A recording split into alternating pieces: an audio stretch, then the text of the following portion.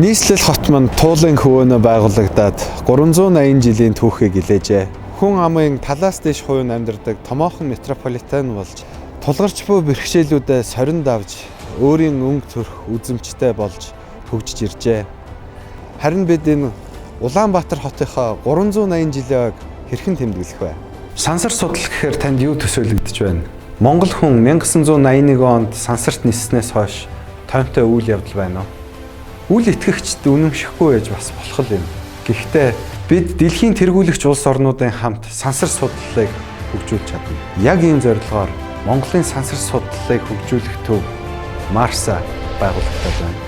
Марсагийн санаачлагаар нийслэлийн 380 жилийн ойг тохиолдуулан 10 дугаар сарын 29-ний өглөө 10 цагаас Жанжин Сүхбаатарын талбайгаас сансрын бөмбөлөг өргөх гэж байна.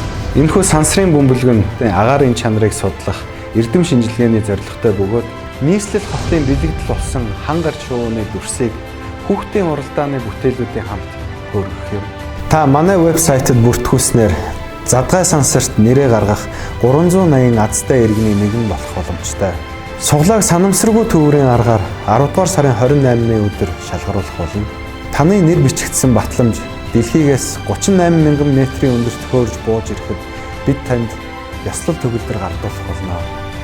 Танд баярын мэнд хүргэж амжилт хүсье.